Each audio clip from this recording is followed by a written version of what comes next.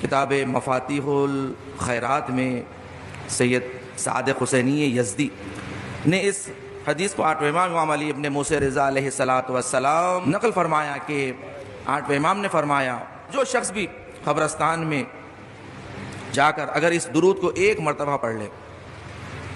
تو پروردگار 10 سال تک قبرستان سے عذاب اٹھا لیتا ہے،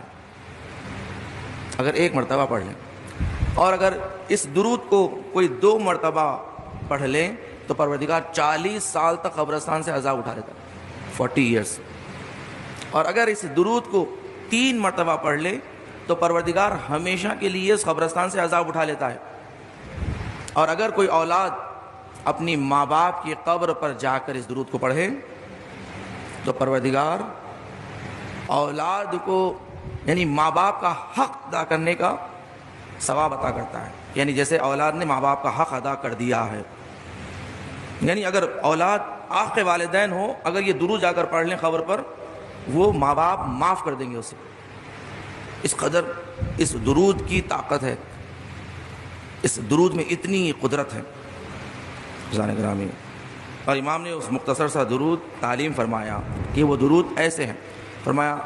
اللہم صلی علی محمد و آل محمد ما دامت الصلوات وصلی علی محمد و آل محمد ما دامت البرکات وصلی علی محمد و آل محمد ما دامت الرحمہ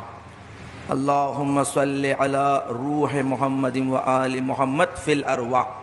وصلی علی جسد محمد و آل محمد فی الاجساد وصلی علی قبر محمد و آل محمد فی القبور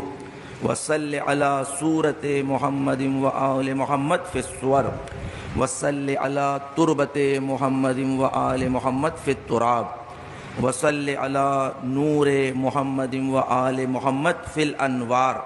برحمتک یا ارحم الراحمین۔ صلوات پڑھ دیں محمد و آل محمد صلی اللہ علیہ وسلم۔